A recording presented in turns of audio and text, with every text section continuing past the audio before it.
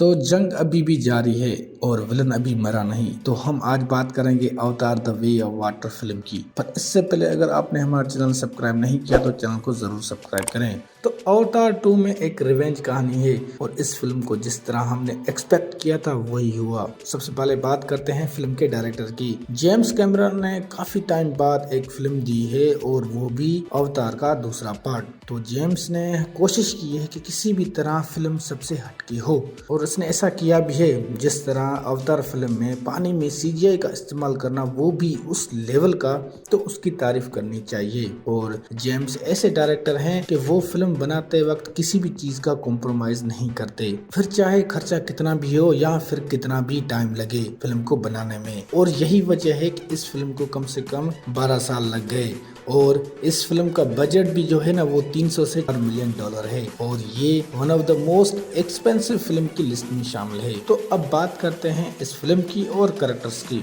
तो जैसा कि जैक एंड नाइत्री के बच्चे हैं तो ये दोनों अपनी लाइफ में बच्चों के साथ खुश हैं और जैसे पेरेंट्स का काम होता है अपने बच्चों को सही चीजें सिखाना और अच्छा साफ दिल रखना और लड़ना या खुद की हिफाजत के लिए लड़ना, ये सब जैक अपने बच्चों को सिखाता है। और वो एक अच्छा फादर होता है और एक अच्छा लीडर भी, जैसे कि उनको सिखाया कि किस तरह नेचर का ख्याल रखा चाहिए और किस तरह अपने लैंड्स की हिफाजत करनी चाहिए और अपने लोगों की भी हिफाजत करनी चाहिए। ये सब अपने बच्चों को वो सिखाता है और ये कैरेक्टर सबसे ज्यादा पसंद किया जाता है इस फिल्म में। और फिर हम कॉलोनियल माइल्स को भी देखते हैं जिसका मकसद है जैक से अपना बदला लेना, पर वो इस बार खुद एक अवतार में है। वैसे तो उसकी बॉडी खत्म हो गई थी, तो यहाँ टेक्नोलॉजी की मदद से उसके ब्रेन की यादें दी गई हैं एक न्यू अवतार में। तो ये साइंस फिक्शन फिल्म है तो इसमें कुछ भी हो सकता है। तो माइल्स अभी भी नेटिव नेव से नफरत करता है और अभी तक वो मरा नहीं है, तो हो सकता है कि अवतार 3 में भी आ सकता है।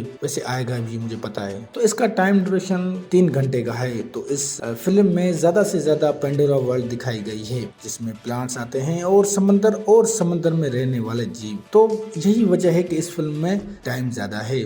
तो इस फिल्म की स्टोरी अच्छी है और स्टोरी में काफी चीजें सीखने को मिल सकती हैं और इस फिल्म को इस तरह बनाया गया है कि आप फील करोगे हर चीज को और एंजॉय भी करोगे, क्योंकि ये फिल्म एडवेंचर से भरी पड़ी है। तो अब आते हैं कि ये फिल्म देखें कहाँ पर। अगर देखें तो किस प्रिंट में देखें, क्योंकि 2D होती है, 3D होती है या फिर IMAX होती है। इस फिल्म का पूरा मजा लेना है या फिर यादगार बनाना है तो इस फिल्म को आप सिनेमा में देखें और यकीनन आपको ये फिल्म मजा देगी। और अब आते हैं कि सिनेमा में किस प्रिंट में देखनी चाहिए। तो मेरा सजेशन ये है कि अगर आपके नजदीक कोई IMAX सिनेमा है तो उसमें देखें, अगर नहीं तो आप 3D में देखें, क्योंकि इस फिल्म में बहुत ही एडवांस लेवल के VFX यूज किए गए हैं तो उनका मजा आपको उन्हीं प्रिंट्स में मिलेगा। तो दोस्तों ये था हमारा रिव्यू। अगर अच्छा लगे तो लाइक करो और हमारे चैनल को जरूर सब्सक्राइब करो।